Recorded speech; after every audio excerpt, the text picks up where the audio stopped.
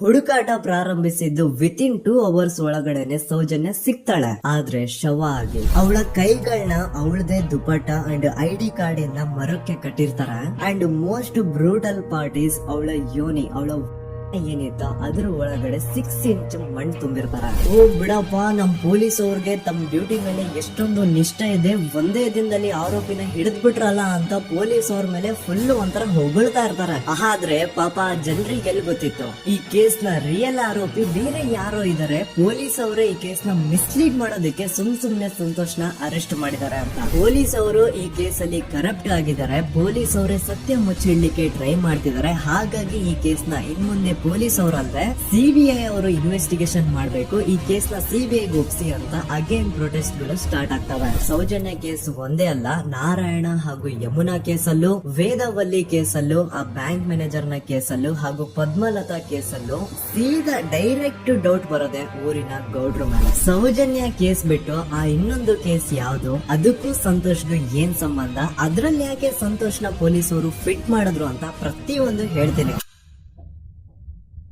ನಾನು ಈ ಚಾನೆಲ್ ನ ಸ್ಟಾರ್ಟ್ ಮಾಡ್ದಾಗಿಂದ one of the most requested video ಬಂದು ಸೌಜನ್ಯ ಕೇಸ್ ಬಗ್ಗೆ. ಸರಿ, ನಮ್ ದೂತ ಸಭೆಯ ಪ್ರಜೆಗಳು ಇಷ್ಟೊಂದು ಕೇಳ್ತಿದಾರಲ್ಲ, ಈ ಒಂದು ಕೇಸ್ ಬಗ್ಗೆ ವಿಡಿಯೋ ಮಾಡುವ ಅಂತ ಸೌಜನ್ಯ ಕೇಸ್ ಬಗ್ಗೆ ನಾನು ರಿಸರ್ಚ್ ಸ್ಟಾರ್ಟ್ ಮಾಡ್ದೆ. ಅಂಡ್ ಟ್ರಸ್ಟ್ ಮೀ, ಎಷ್ಟೊಂದು ಕಾಂಪ್ಲೆಕ್ಸ್ ಈ ಒಂದು ಕೇಸ್ ಇದೆ ಅಂತಂದ್ರೆ ನನ್ ತಲೆನೇ ಕೆಟ್ಬಿಟ್ಟು. ಬಟ್ ಡೋಂಟ್ ವರಿ, ನಿಮ್ಗಂತೂ ಪ್ರತಿ ಒಂದನ್ನ ತುಂಬಾ ಸಿಂಪಲ್ ಆಗಿ ಅರ್ಥ ಮಾಡಿಸ್ತೇನೆ. ಅನ್ಕೊಳ್ಳಿ, ಒಂದು ಊರು, ಆ ಊರಲ್ಲಿ ಒಂದು ಗೌಡ್ರ ಕುಟುಂಬ ಇದೆ. ಅಂಡ್ ಆ ಗೌಡ್ರ ಕುಟುಂಬ ತುಂಬಾನೇ ಪವರ್ಫುಲ್, ಲೈಕ್ ನಾವು ಮೂವೀಸ್ ಅಲ್ಲಿ ನೋಡ್ತೀವಲ್ಲ ಹಂಗೆ. ಸೊ ಗೌಡ್ರ ಊರು ಬಂದು ಧರ್ಮಸ್ಥಳ ಅಂತ. ಆ ಒಂದು ಊರಲ್ಲಿ ಇವ್ರಿಗೆ ಸಖತ್ ಕಂಟ್ರೋಲ್ ಇರುತ್ತೆ. ಈವನ್ ಅದೇ ಒಂದು ರೀಜನ್ ಅಲ್ಲಿ ಇರುವಂತಹ ಒಂದು ತುಂಬಾನೇ ಪಾಪ್ಯುಲರ್ ದೇವಸ್ಥಾನನು ಸಹ ಇವರೇ ಕಂಟ್ರೋಲ್ ಮಾಡ್ತಿರ್ತಾರೆ. ಆ ಒಂದು ದೇವಸ್ಥಾನದಿಂದ ಈ ಗೌಡ್ರ ಕುಟುಂಬಕ್ಕೆ ಎಷ್ಟೊಂದು ದುಡ್ಡು ಬರ್ತಾ ಇರುತ್ತೆ ಅಂತಂದ್ರೆ, ಅದೇ ದುಡ್ಡಲ್ಲಿ ಇವರು ಬೇಜನ್ ಪ್ರೈವೇಟ್ ಪ್ರೈಮರಿ ಅಂಡ್ ಹೈಸ್ಕೂಲ್ಸ್ ನ ಸ್ಥಾಪನೆ ಮಾಡಿರ್ತಾರೆ, ಬೇಜನ್ ಪ್ರೈವೇಟ್ ಮೆಡಿಕಲ್ ಕಾಲೇಜಸ್ ಇರ್ತವೆ, ಅಂಡ್ ಬೇಜನ್ ಪ್ರೈವೇಟ್ ದೊಡ್ಡ ದೊಡ್ಡ ಹಾಸ್ಪಿಟಲ್ಸ್ ಇರ್ತವೆ. ಒಟ್ಟಲ್ಲಿ ಹೇಳ್ಬೇಕು ಅಂತಂದ್ರೆ ದುಡ್ಡಿನ ಸುರಿಮಳೆ ಇವ್ರಿಗೆ. ನೋಡಿ, ನಮ್ಮ ಭಾರತ ದೇಶದಲ್ಲಿ ಒಂದು ಕಾನೂನು ಇದೆ, ದ ರಿಲಿಜಿಯಸ್ ಎಂಡೋಮೆಂಟ್ ಆಕ್ಟ್ 1863 ಅಂತ.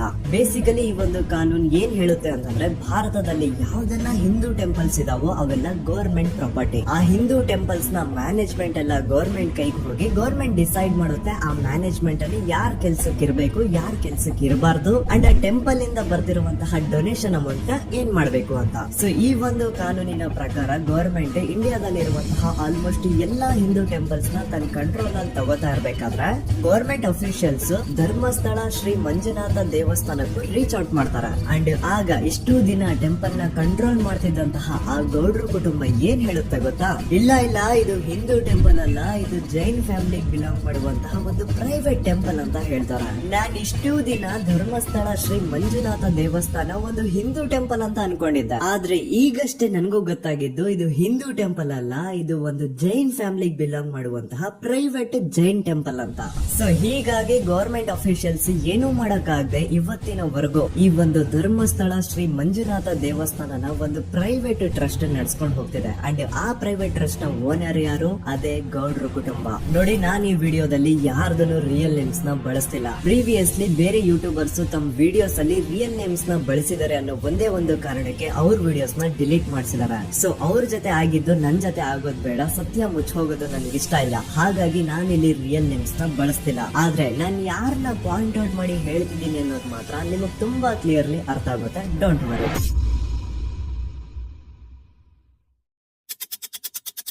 ದಿನಾಂಕ 9/10/2012. A very normal day for everyone except Soujanya.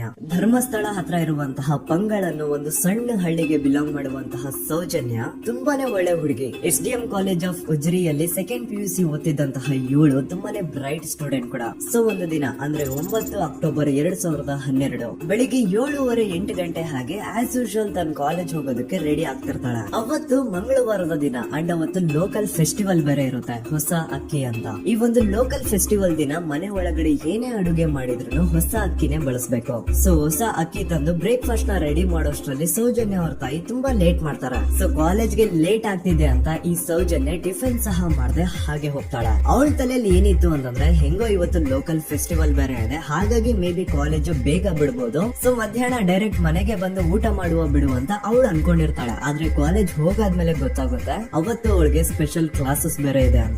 Soujanya breakfast ಕೂಡ ಮಾಡಿರಲ್ಲ ಅಂಡ್ ಲಂಚ್ ಬಾಕ್ಸ್ ಕೂಡ ತಂದಿರಲ್ಲ. ಹಾಗಾಗಿ ಲಂಚ್ ಟೈಮ್ ಅಲ್ಲಿ ಸೌಜನ್ಯನ ಒಬ್ಳು ಫ್ರೆಂಡ್ ಜಾನ್ವಿ ತಾನ್ ತಂದಿರುವಂತಹ ಲಂಚ್ ಬಾಕ್ಸ್ ಅಲ್ಲಿ ಒಂದಿಷ್ಟು ಲಂಚ್ ನ ಆಫರ್ ಮಾಡ್ತಾಳ.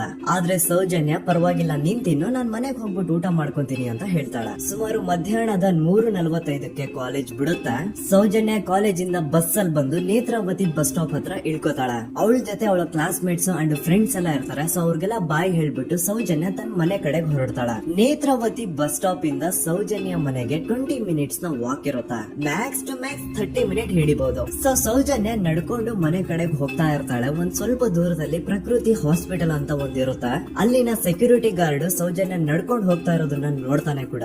ನಂತರ ಸೌಜನ್ಯ ಒಂದು 10 ನಿಮಿಷ ಹಂಗೆ ಮುಂದೆ ನಡ್ಕೊಂಡು ಹೋಗಾದ್ಮೇಲೆ ಸೌಜನ್ಯಗೆ ತನ್ನ ಮಾವ ಸಿಗ್ತಾರ. ಅವರು ಸೌಜನ್ಯನ ನೋಡಿ ಮಾತಾಡಿಸ್ತಾರೆ. ಯಾಕಮ್ಮ ಕಾಲೇಜಿಂದ ಇಷ್ಟು ಲೇಟ್ ಬರ್ತಿದ್ಯಾ ಅಂತ ಕೇಳ್ತಾರ. ಆಗ ಸೌಜನ್ಯ ಇಲ್ಲ ಮಾವ, ಕಾಲೇಜಲ್ಲಿ ಸ್ಪೆಷಲ್ ಕ್ಲಾಸ್ ಇತ್ತು ಹಾಗಾಗಿ ಲೇಟ್ ಆಗ್ಬಿಡ್ತು ಅಂತ ಹೇಳಿ ಒಂದೆರಡು ಮಾತಾಡಿಸಿ ನಂತರ ತನ್ನ ಮನೆ ಕಡೆ ತಾನು ಹೊರಡ್ತಾಳ. ಈಗ ಆ ಒಂದು ಪಾಯಿಂಟ್ ಇಂದ ಸೌಜನ್ಯಗೆ ತನ್ನ ಮನೆ ಹೋಗ್ಲಿಕ್ಕೆ 10 ನಿಮಿಷ ಬೇಕು. ಮ್ಯಾಕ್ಸ್ ಟು ಮ್ಯಾಕ್ಸ್ 20 ಮಿನಿಟ್ ಅನ್ಕೊಳ್ಳಿ. 3:45ಕ್ಕೆ ಕಾಲೇಜ್ ಬಿಟ್ರೆ ಅರೌಂಡ್ 4:30ಗೆ ಮನೇಲಿ ಇರ್ಬೇಕಾಗಿದ್ದು ಹುಡುಗಿ 6:15 7 ಗಂಟೆ ಆಗಿದ್ರು ಮನೆಗ್ ಸೇರಿರಲ್ಲ. ಸೊ ಮನೇಲಿ ಸೌಜನ್ಯ ಅವ್ರ ತಾಯಿಗೆ ಟೆನ್ಷನ್ ಸ್ಟಾರ್ಟ್ ಆಗುತ್ತೆ. ಏನಪ್ಪಾ ಈ ಹುಡುಗಿ ಎಷ್ಟೊತ್ತಾದ್ರೂ ಇನ್ನು ಮನೆಗ್ ಬಂದಿಲ್ವಲ್ಲ ಅಂತ. ಸೊ ಅವ್ರೇನ್ ಮಾಡ್ತಾರೆ, ಸೌಜನ್ಯ ಅವ್ರ ತಂದೆ ಕಾಲ್ ಮಾಡ್ಬಿಟ್ಟು ರೀ ಹಿಂಗೆ 3:30 4 ಗಂಟೆಗೆ ಕಾಲೇಜಿಂದ ಮನೆಗ್ ಬರ್ತಿದ್ದಿದ್ ನಮ್ ಹುಡುಗಿ ಇವತ್ತು 7 ಗಂಟೆ ಆದ್ರೂ ಇನ್ನು ಮನೆಗ್ ಬಂದಿಲ್ಲ, ನೀವು ಸ್ವಲ್ಪ ಬೇಗ ಮನೆಗ್ ಬಂದು ವಿಚಾರಿಸಿ ಅಂತ ಗಾಬ್ರಿಲಿ ಹೇಳ್ತಾರ. ಸರಿ ಅಂತ ಸೌಜನ್ಯ ಅವ್ರ ತಂದೆ ಮನೆಗ್ ಬಂದ್ಬಿಟ್ಟು ಸೌಜನ್ಯನ ಫ್ರೆಂಡ್ಸ್ ಕ್ಲಾಸ್ ಮೇಟ್ಸ್ ಯಾರ್ದೆಲ್ಲ ಅವ್ರ ಹತ್ರ ನಂಬರ್ ಇರುತ್ತೋ ಅವ್ರಿಗೆಲ್ಲ ಕಾಲ್ ಮಾಡ್ಬಿಟ್ಟು ಸೌಜನ್ಯ ಬಗ್ಗೆ ಕೇಳ್ತಾರ.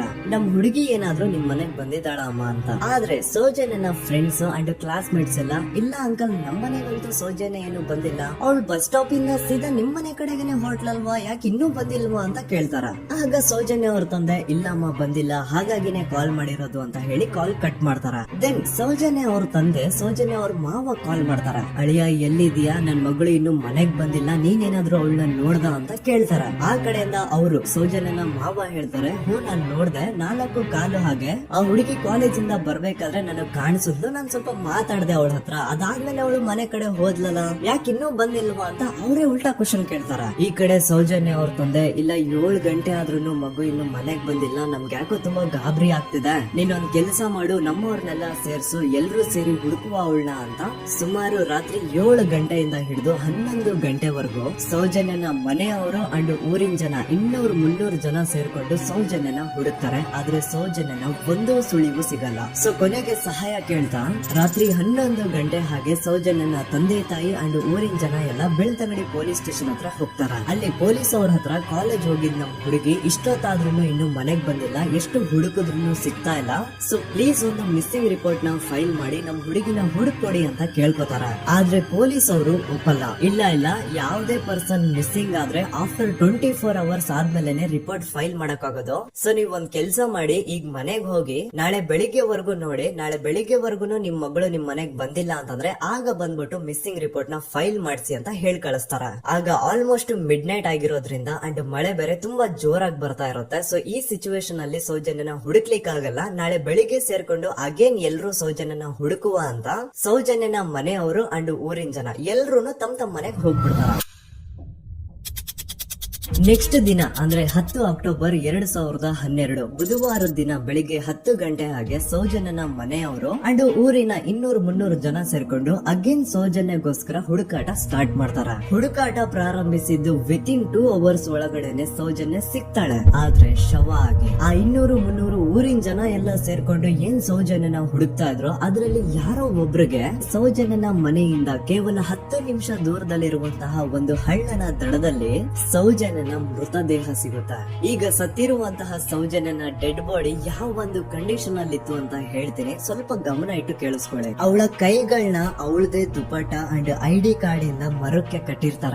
ಅವಳ ಬಾಡಿ ಎಲ್ಲ ನೇಕೆಡ್ ಇರುತ್ತೆ, ಮೈ ಮೇಲೆ ಸರಿಯಾದ ಬಟ್ಟೆ ಇರಲ್ಲ, ಮೈ ಮೇಲೆ ಮಲ್ಟಿಪಲ್ ಕಟ್ ಮಾರ್ಕ್ಸ್ ಇರುತ್ತೆ, ತುಂಬಾ ಜೋರಾಗಿ ಹೊಡೆದಿರುವಂತಹ ಗಾಯಗಳು ಮೈ ಮೇಲೆ ಎದ್ದು ಕಾಣಿಸ್ತಿರ್ತವೆ. ಅವಳ ರಿಪ್ಸ್ ಎದೆ ಭಾಗದ ಮೂಳೆಗಳೆಲ್ಲ ಮುರಿದು ಹೋಗ್ಬಿಟ್ಟಿರ್ತವೆ. And most brutal part is ಅವಳ ಯೋನಿ, ಅವಳ ಏನಿತ್ತು ಅದ್ರ ಒಳಗಡೆ 6 ಇಂಚ್ ಮಣ್ಣು ತುಂಬಿರ್ತಾರೆ. ಆ ಬಾಡಿ ಕಂಡೀಷನ್ ನ ನೋಡಿದಾದ್ಮೇಲೆ ಒಂದಂತೂ ತುಂಬಾ ಕ್ಲಿಯರ್ ಆಗಿ ಅರ್ಥ ಆಗುತ್ತೆ, ಅವಳನ್ನ ಯಾರೋ ತುಂಬಾ ಫೋರ್ಸ್ಫುಲಿ ಮಾಡಿ ನಂತರ ನಿರ್ದಯವಾಗಿ ಸಾಯಿಸಿದ್ದಾರೆ ಅಂತ. ಇಲ್ಲಿ ಕ್ರಿಮಿನಲ್ಸ್ ನ ಬುದ್ಧಿವಂತಿಕೆ ನೋಡಿ ಪೊಲೀಸ್ ಅವ್ರಿಗೆ ಏನೂ ಸುಳಿವು ಸಿಗ್ಬಾರ್ದು ಅಂತ ಅವಳ ಯೋನಿ ಒಳಗಡೆ 6 ಇಂಚ್ ಅಷ್ಟು ಮಣ್ಣು ತುಂಬ ಹೋಗಿರ್ತಾರ. ಸೊ ದೆನ್ ಪೊಲೀಸ್ ಅವ್ರಿಗೆ ವಿಷಯ ಗೊತ್ತಾಗುತ್ತೆ. ಅವರು ಸ್ಪಾಟ್ ಗೆ ಬಂದು ಸೌಜನ್ಯನ ಬಾಡಿನ ರಿಕವರ್ ಮಾಡಿ ಆ ಒಂದು ಸ್ಪಾಟ್ ನ ಕಂಪ್ಲೀಟ್ ಸೀಸ್ ಮಾಡ್ತಾರ. ಒಬ್ಳು ಸಾಮಾನ್ಯ ಮಿಡಲ್ ಕ್ಲಾಸ್ ಹುಡುಗಿ, ಒಬ್ಳು ವೆರಿ ಬ್ರೈಟ್ ಸ್ಟೂಡೆಂಟ್ ನ ಈ ಮಟ್ಟಿಗೆ ಇಷ್ಟು ನಿರ್ದಯವಾಗಿ ಸಾಯಿಸಿರೋದು ಯಾರು? ಇನ್ ಕೇಸ್ ಏನಾದ್ರೂ ಈ ಕ್ರೈಮ್ ಮಾಡಿದವನು ಸಿಕ್ಕಿ ಬಿದ್ರೆ ಅವನ್ನ ಸುಮ್ನೆ ಬಿಡಬಾರ್ದು ಅಂತ ಜನ ಆಕ್ರೋಶ ವ್ಯಕ್ತಪಡಿಸ್ತಾರ. ಅಂಡ್ ಗೆಸ್ ವಾಟ್, ನಮ್ ಪೊಲೀಸ್ ಅವರು ಇಷ್ಟೊಂದು ಫಾಸ್ಟ್ ಆಗಿ ಇನ್ವೆಸ್ಟಿಗೇಷನ್ ಕಂಪ್ಲೀಟ್ ಮಾಡ್ತಾರೆ ಅಂತ ನಾನಂತೂ ಎಕ್ಸ್ಪೆಕ್ಟ್ ಮಾಡಿರ್ಲಿಲ್ಲ. ಅಂಡ್ ಈವನ್ ಈ ಒಂದು ವಿಷಯದಿಂದ ಊರಿನ ಜನನು ಶಾಕ್ ಆಗ್ತಾರ. ಸೌಜನ್ಯ ಬಾಡಿ ಸಿಕ್ಕಿದ್ದ ನೆಕ್ಸ್ಟ್ ದಿನ ಅಂದ್ರೆ 11 ಅಕ್ಟೋಬರ್ 2012 ಸಂಜೆ 5 ಗಂಟೆ ಹಾಗೆ ಯಾರು ಸೌಜನ್ಯನ ಕಂಡು ಮರ್ಡರ್ ಮಾಡಿದ್ನೋ ಆ ಕ್ರಿಮಿನಲ್ ಕೂಡ ಸಿಕ್ಕಿ ಬೀಳ್ತಾನೆ. ಈಗ ನೀವು ಥಿಂಕ್ ಮಾಡ್ಬೋದು, ಸೌಜನ್ಯನ ಯಾರು ಮರ್ಡರ್ ಮಾಡಿದ್ರು ಅಂಡ್ ಯಾರ ಕ್ರೈಮ್ ನ ಮಾಡಿದ್ರು ಅವನು ನೆಕ್ಸ್ಟ್ ದಿನಾನೇ ಸಿಕ್ಕಿ ಬಿದ್ದ. ಹಾಗಿದ್ರೆ ಈ ಕೇಸ್ ಯಾವಾಗ್ಲೂ ಕ್ಲೋಸ್ ಆಗ್ಬಿಡ್ಬೇಕಿತ್ತು. ಆದ್ರೂ ಸ್ಟಿಲ್ ಇವತ್ತಿನ ದಿನವರೆಗೂ ಯಾಕೆ ಈ ಕೇಸ್ ಪದೇ ಪದೇ ನ್ಯೂಸ್ ಅಲ್ಲಿ ಬರುತ್ತೆ ಅಂದ್ರೆ, ನಮ್ ದೂತ ಸಭೆಯ ಪ್ರಜೆಗಳೇ ರೆಡಿ ಆಗಿ, ಆರೋಪಿ ಸಿಕ್ಕಾದ್ಮೇಲೆ ಈ ಕೇಸ್ ಕ್ಲೋಸ್ ಆಗಿಲ್ಲ. ಆಕ್ಚುಲಿ ಈ ಕೇಸ್ ಓಪನ್ ಆಗಿದ್ದೆ ಈಗ. ನೋಡಿ, ಸೌಜನ್ಯನ ಬಾಡಿ ಸಿಕ್ಕಿದ್ದು ನೆಕ್ಸ್ಟ್ ದಿನ ಅಂದ್ರೆ 11 ಅಕ್ಟೋಬರ್ 2012. PSI ಯೋಗೇಶ್ ಅವರು ಯಾರನ್ನ ಈ ಕೇಸಲ್ಲಿ ಅರೆಸ್ಟ್ ಮಾಡಿದ್ರು ಅಂದ್ರೆ ಆತನ ಹೆಸರು ಬಂದು ಸಂತೋಷ್ ರಾವ್. 28-29 ವಯಸ್ಸಿರುವಂತಹ Santosh Rao first of all ಧರ್ಮಸ್ಥಳದವನು ಅಲ್ವೇ ಅಲ್ಲ, ಅವನು ಶೃಂಗೇರಿ ಅವನು. ಸಂತೋಷ್ ರಾವ್ ನ ತಂದೆ ಸ್ಕೂಲ್ ಟೀಚರ್ ಅಂಡ್ ತಾಯಿ ಹೌಸ್ ವೈಫ್. ಸಂತೋಷ್ ಮೊದ್ಲಿಂದನೂ ಒಂದ್ ಸ್ವಲ್ಪ ಮೆಂಟಲಿ ಇಲ್ಲಿರೋದ್ರಿಂದ ಅವನಿಗೆ ವಿದ್ಯೆ ಬರಹ ಅನ್ನೋದು ತಲೆಗೆ ಹೋಗಿರಲ್ಲ. ಹಾಗಾಗಿ ಅವನು ಶೃಂಗೇರಿಯಲ್ಲಿ ಒಂದು ಹೋಟೆಲ್ ಅಲ್ಲಿ ಕೆಲಸ ಮಾಡ್ತಿರ್ತಾನೆ. ಮೆಂಟಲಿ ಅನ್ಸ್ಟೇಬಲ್ ಇದ್ರೂ ಸಹ ಈತನ್ಗೆ ದೇವರ ಮೇಲೆ ಬಹಳ ನಂಬಿಕೆ ಇರುತ್ತೆ. ಹಾಗಾಗಿ ತಿಂಗಳಿಗೆ ಒಮ್ಮೆ ಆದ್ರೂ, ಅಟ್ಲೀಸ್ಟ್ 2 ತಿಂಗಳಿಗೆ ಒಮ್ಮೆ ಆದ್ರೂ ಈತ ಯಾವ್ದಾದ್ರು ಒಂದು ಪುಣ್ಯಕ್ಷೇತ್ರಕ್ಕೆ ವಿಸಿಟ್ ಮಾಡಿ ಬರ್ತಿರ್ತಾನೆ. ಹಾಗೇನೆ ಈ ಸತಿನೂ ಸಹ ಈತ ಧರ್ಮಸ್ಥಳಕ್ಕೆ ಬಂದಿರ್ತಾನೆ.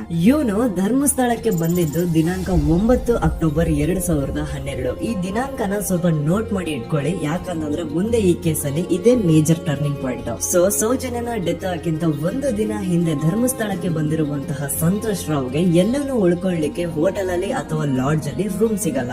ರೀಸನ್ ಇಷ್ಟೇ, ಸಂತೋಷ್ ರಾವ್ ನೋಡ್ಲಿಕ್ಕೆ ಸ್ವಲ್ಪ ಮೆಂಟಲಿ ಅನ್ಸ್ಟೇಬಲ್ ಪರ್ಸನ್ ತರ ಇರ್ತಾನೆ. ಅವನ ಅವತಾರ, ಅವನ ವೇಷಭೂಷಣ ಅಷ್ಟು ಸರಿ ಇರಲ್ಲ. ಹಾಗಾಗಿ ಅವನ್ಗೆ ಯಾವುದೇ ಒಂದು ಹೋಟೆಲ್ ಅಲ್ಲಿ ಅಥವಾ ಲಾಡ್ಜ್ ಅಲ್ಲಿ ಎಲ್ಲಿನೂ ರೂಮ್ ಸಿಗಲ್ಲ. ಸೊ ಉಳ್ಕೊಳ್ಳೋಕೆ ಜಾಗ ಸಿಗದೆ ಇವನೇನ್ ಮಾಡ್ತಾನೆ, ಅಲ್ಲೇ ಹತ್ರದಲ್ಲಿರುವಂತಹ ಬಾಹುಬಲಿ ಬೆಟ್ಟಕ್ಕೆ ಹೋಗಿ ಅಲ್ಲಿರುವಂತಹ ಬಾಹುಬಲಿ ಸ್ಟ್ಯಾಚ್ಯೂ ಹತ್ರನೇ ಆಶ್ರಯ ತಗೊಳ್ತಾನೆ. ಅಂಡ್ 1-2 ದಿನ ಅವನು ಅಲ್ಲೇ ಉಳ್ಕೋತಾನೆ ಕೂಡ. ಡೇ ಟೈಮ್ ಅಲ್ಲಿ ಧರ್ಮಸ್ಥಳಕ್ಕೆ ಬಂದು ಧರ್ಮಸ್ಥಳ ಶ್ರೀ ಮಂಜುನಾಥ ದೇವಸ್ಥಾನದಲ್ಲಿದ್ದು ಅಲ್ಲೇ ಪ್ರಸಾದ ಊಟ ಎಲ್ಲ ಮಾಡಿ ನಂತರ ನೈಟ್ ಆಗ್ತಿದ್ದಂಗೆ ಬಾಹುಬಲಿ ಬೆಟ್ಟಕ್ಕೆ ಹೋಗಿ ಆ ಸ್ಟ್ಯಾಚ್ಯೂ ಹತ್ರನೇ ಮಲ್ಕೊಳ್ತಿರ್ತಾನೆ.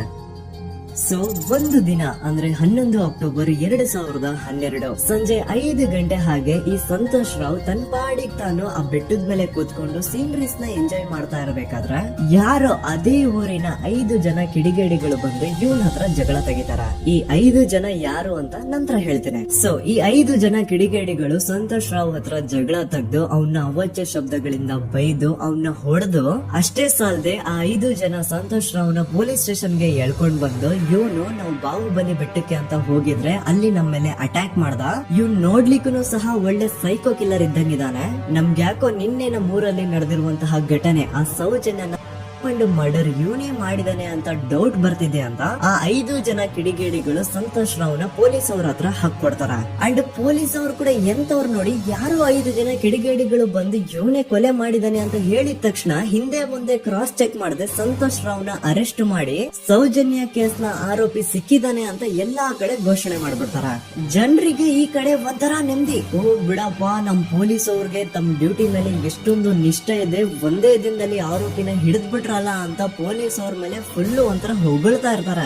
ಆದ್ರೆ ಪಾಪ ಜನರಿಗೆ ಎಲ್ಲಿ ಗೊತ್ತಿತ್ತು ಈ ಕೇಸ್ ನ ರಿಯಲ್ ಆರೋಪಿ ಬೇರೆ ಯಾರೋ ಇದಾರೆ, ಪೊಲೀಸ್ ಅವರೇ ಈ ಕೇಸ್ ನ ಮಿಸ್ಲೀಡ್ ಮಾಡೋದಕ್ಕೆ ಸುಮ್ನೆ ಸಂತೋಷ್ ನ ಅರೆಸ್ಟ್ ಮಾಡಿದ್ದಾರೆ ಅಂತ. ಸೊ ಸಂತೋಷ್ ರಾವ್ ಒಂದು ಹುಡುಗಿಯ ರೇಪ್ ಅಂಡ್ ಮರ್ಡರ್ ಕೇಸ್ ಅಲ್ಲಿ ಅರೆಸ್ಟ್ ಆಗಿದ್ದಾನೆ ಅನ್ನೋ ವಿಷಯ ಸಂತೋಷ್ ನ ತಾಯಿಗೆ ಗೊತ್ತಾದಾಗ ಅವ್ರ ಪಾಪ ನೋವಲ್ಲಿ ಕೊರ್ಗೆ ಸಾಯ್ತಾರ. ಅಂಡ್ ಇನ್ನು ಅವ್ರ ತಂದೆ ಒಂದು ಕಡೆ ಪಾಪ ಹೆಂಡತಿನ ಕಳ್ಕೊಂಡಿರುವಂತಹ ನೋವು, ಇನ್ನೊಂದು ಕಡೆ ಮಗ ನೋಡಿದ್ರೆ ಯಾವ್ದೋ ಫಾಲ್ಸ್ ಕೇಸ್ ಅಲ್ಲಿ ಅರೆಸ್ಟ್ ಆಗಿದ್ದಾರೆ. ಈ ಕಡೆ ಕೇಸ್ ನ ಇನ್ವೆಸ್ಟಿಗೇಷನ್ ನಡೀತಾ ಇದೆ. ಅಂಡ್ ಇಲ್ಲಿ ನಾನು PSI ಯೋಗೇಶ್ ಅವ್ರ ಬಗ್ಗೆ ಅಂತೂ ಮೆನ್ಷನ್ ಮಾಡ್ಲೇಬೇಕು. ಈ ಪೊಲೀಸ್ ಆಫೀಸರ್ ಗೊತ್ತಿದ್ದು ಈ ತಪ್ಪನ ಮಾಡಿದ್ರು ಅಥವಾ ಗೊತ್ತಿಲ್ದೇನೆ ಈ ತಪ್ಪನ ಮಾಡಿದ್ರು ನನ್ಗಂತೂ ಗೊತ್ತಿಲ್ಲ.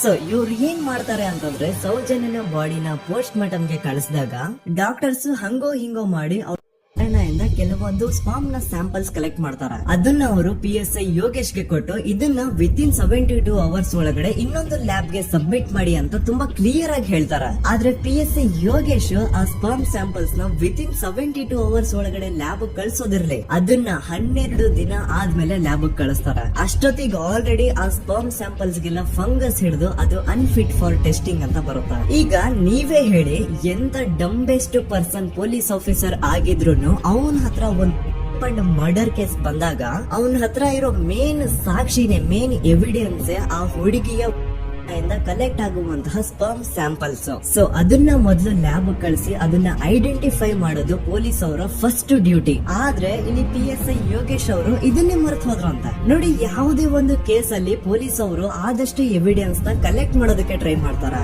ಆದ್ರೆ ಈ ಒಂದು ಕೇಸ್ ಅಲ್ಲಿ ಮಾತ್ರ ಪೊಲೀಸ್ ಅವರು ಎವಿಡೆನ್ಸ್ ನ ಕಲೆಕ್ಟ್ ಮಾಡೋ ಬದಲಾಗಿ ಎವಿಡೆನ್ಸ್ ನ ಡಿಸ್ಟ್ರಾಯ್ ಮಾಡೋದ್ರಲ್ಲಿ ಮುಂದೆ ಇದ್ರು. ಅಷ್ಟೇ ಅಲ್ಲದೆ ಈ ಪೊಲೀಸ್ ಆಫೀಸರ್ ಸೇರ್ಕೊಂಡು ಸಂತೋಷ್ ರಾವ್ಗೆ ಸೆಲ್ ಅಲ್ಲಿ ಎಂತ ಟಾರ್ಚರ್, ಎಂತ ಹಿಂಸೆ ಕೊಡ್ತಾರೆ ಅಂದ್ರೆ ನೆನ್ಸ್ಕೊಂಡ್ರೆ ಮೈ ಜುಮ್ ಅನ್ನುತ್ತ. ಹೊಡಿಯೋದು, ಕೆಟ್ಟದಾಗ ಬೈಯೋದು ಇದೆಲ್ಲ common. Most brutal part is Santosh Rao ನ ಪ್ಯಾಂಟ್ ಬಿಚ್ಚಿ ಅವನ ಪ್ರೈವೇಟ್ ಪಾರ್ಟ್ ಮೇಲೆ ಬಿಸಿ ಬಿಸಿ ಕುದೀತಾ ಇರುವಂತಹ ನೀರ್ ಚಲ್ತಾರ. ಈ ಕ್ರೈಮ್ ನೀನೇ ಮಾಡಿದ್ಯಾ ಅಂತ ಒಪ್ಕೋ, ಇಲ್ಲ ಅಂತಂದ್ರೆ ನಿನ್ನ ಸೆಲ್ ಒಳಗಡೆನೆ ಸಾಯಿಸ್ಬಿಡ್ತೀವಿ, ನಿನ್ನ ತಂದೆ ತಾಯಿ ಎಲ್ರು ಸಾಯಿಸ್ಬಿಡ್ತೀವಿ ಅಂತ ಬ್ಲಾಕ್ ಮೇಲ್ ಮಾಡ್ತಾರ. ನೋಡಿ, ಸಂತೋಷ್ ರಾವ್ ಜಾಗದಲ್ಲಿ ನನ್ನಂತ ನಿಮ್ಮಂತ ನಾರ್ಮಲ್ ಪರ್ಸನ್ ಯಾರಾದ್ರೂ ಇದ್ದಿದ್ರೆ ಪೊಲೀಸ್ ಅವರು ಕೊಡ್ತಿರುವಂತಹ ಹಿಂಸೆನ ತಡ್ಕೊಳಕ್ಕಾಗದೆ ಆ ಕ್ರೈಮ್ ಮಾಡಿಲ್ಲ ಅಂದ್ರೂ ಮಾಡಿದೀನಿ ಅಂತ ಒಪ್ಕೊಬಿಡ್ತಾ ಇದ್ವಿ. ಆದ್ರೆ ಸಂತೋಷ್ ರಾವ್ ಮೆಂಟಲಿ ಇಲ್ಲಿರೋದೇ ಅವನ್ಗೆ ಅಡ್ವಾಂಟೇಜ್ ಆಗೋಯ್ತು. ಪೊಲೀಸ್ಗಳು ಸಂತೋಷ್ ರಾವ್ಗೆ ಎಷ್ಟೇ ಹೊಡೆದ್ರು, ಎಷ್ಟೇ ಬೈದ್ರು, ಎಷ್ಟೇ ಬ್ಲಾಕ್ ಮೇಲ್ ಮಾಡಿದ್ರು ಸಂತೋಷ್ ರಾವ್ ಬಾಯಲ್ಲಿ ನಾನ್ ಈ ಕ್ರೈಮ್ ನ ಮಾಡಿಲ್ಲ ಅಂತಾನೆ ಬರುತ್ತೆ ಹೊರತು ಆ ಕ್ರೈಮ್ ನ ಅವನು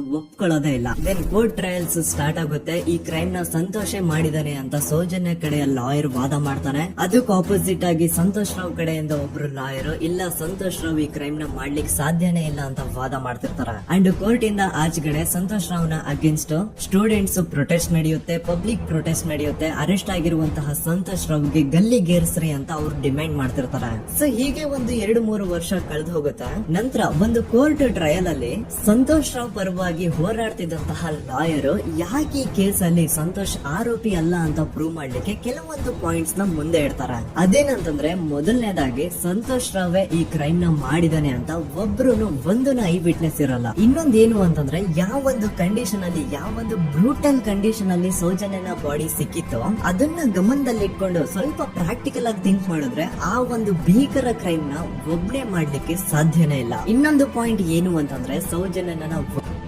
ಪೊಲೀಸ್ ಅವ್ರಿಗೆ ಯಾವುದೇ ಸ್ಪರ್ಮ್ ಸ್ಯಾಂಪಲ್ ಸಿಗ್ಬಾರ್ದು ಅಂತ 6 ಇಂಚು ಅಷ್ಟು ಮಣ್ಣು ಹಾಕಿರ್ತಾರ. ಸೊ ಈಗ ನೀವೇ ಹೇಳಿ, ಮೆಂಟಲಿ ಇಲ್ಲಿರುವಂತಹ ಪರ್ಸನ್ಗೆ ಇಷ್ಟೊಂದು ಬುದ್ಧಿವಂತಿಕೆ ಇರುತ್ತಾ ಅನ್ಕೊಳ್ಳಿ. ಅಷ್ಟೊಂದು ಬುದ್ಧಿವಂತಿಕೆ ಅವ್ನಿಗಿದ್ರೂನು ಆ ಕ್ರೈಮ್ ಮಾಡಾದ್ಮೇಲೆ ಅವನ ಊರಿಂದ ಓಡ್ ಹೋಗ್ಬೋದಾಗಿತ್ತು. ಆದ್ರೆ ಮತ್ತ್ಯಾಕೆ ಅವನು ಅದೇ ಊರಲ್ಲೇ ಇರ್ತಾನೆ. ಅಂಡ್ ಸೌಜನ್ಯ ಕೊನೆಯದಾಗಿ ಪ್ರಕೃತಿ ಹಾಸ್ಪಿಟಲ್ ಮುಂದ್ಗಡೆಯಿಂದ ನಡ್ಕೊಂಡು ಹೋಗ್ತಾ ಇರ್ಬೇಕಾದ್ರೆ ಆ ಪ್ರಕೃತಿ ಹಾಸ್ಪಿಟಲ್ ನ ಸೆಕ್ಯೂರಿಟಿ ಗಾರ್ಡ್ ನೋಡ್ತಾನೆ. ಅಂಡ್ ಪ್ರಕೃತಿ ಹಾಸ್ಪಿಟಲ್ ನ ಆಚೆಗಡೆ CCTV ಕ್ಯಾಮರಾನು ಇರುತ್ತೆ. ಸಡನ್ಲಿ ಆ CCTV ಫುಟೇಜ್ ಕೂಡ ಕಾಣೆ ಆಗ್ಬಿಡುತ್ತಾ. ಇನ್ನೊಂದೇನು ಅಂತಂದ್ರೆ ಸೌಜನ್ಯನ ಮರ್ಡರ್ ಆಗಿದ್ದು ನೆಕ್ಸ್ಟ್ ದಿನಾನೇ ಪೊಲೀಸ್ ಅವರು ಆರೋಪಿನ ಹಿಡಿದ್ರು. ಸೊ ಹಾಗಿದ್ದಾಗ ಆ ಕಲೆಕ್ಟ್ ಮಾಡಿರುವಂತಹ ಸ್ಪರ್ಮ್ ಸ್ಯಾಂಪಲ್ಸ್ ನ ಲ್ಯಾಬ್ ಗೆ ಕಳಿಸಿ ಇವನೇ ಆರೋಪಿ ಅಂತ ಕನ್ಫರ್ಮ್ ಮಾಡೋ ಬದಲಾಗಿ ಯಾಕೆ ಪೊಲೀಸ್ ಅವರು ಆ ಸ್ಪರ್ಮ್ ಸ್ಯಾಂಪಲ್ಸ್ ನ ತಮ್ಮ ಹತ್ರನೇ ಇಟ್ಕೊಂಡು 12 ದಿನವರೆಗೂ ಅದಕ್ಕೆ ಫಂಗಸ್ ಹಿಡಿಯೋವರೆಗೂ ಕಾದು ಆಮೇಲೆ ಅದನ್ನ ಲ್ಯಾಬ್ ಕಳಿಸಿದ್ರು. ಅಂಡ್ ಮೇನ್ ಇಂಪಾರ್ಟೆಂಟ್ ಆಗಿ ಸಂತೋಷ್ ರಾವ್ಗೆ ಒಂದು ಗುಪ್ತ ರೋಗ ಇರುತ್ತೆ, ಅದೇ ಫಿಮೋಸಿಸ್ ಅಂತ. ಈ ಕಾಯಿಲೆ ಏನು ಅಂತ ನಾನು ಈ ವಿಡಿಯೋದಲ್ಲಿ ಡೀಟೇಲ್ಡ್ ಆಗಿ ಎಕ್ಸ್ಪ್ಲೈನ್ ಮಾಡ್ಲಿಕ್ಕೆ ಆಗಲ್ಲ.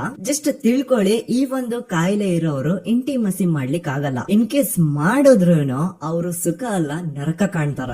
ಸೊ ಇಷ್ಟೆಲ್ಲ ವ್ಯಾಲಿಡ್ ಪಾಯಿಂಟ್ಸ್, ಇಷ್ಟೆಲ್ಲ ಫ್ಯಾಕ್ಟ್ಸ್ ಕಣ್ ಮುಂದೆ ಇರಬೇಕಾದ್ರೆ ಸ್ಟಿಲ್ ಪೊಲೀಸ್ ಅವರು ಯಾಕೆ ಈ ಕ್ರೈಮ್ ನ ಸಂತೋಷ್ ರಾವೇ ಮಾಡಿದಾನೆ ಅಂತ ಇವನ್ ಹಿಂದೆ ಬಿದ್ದಿದ್ದಾರೆ.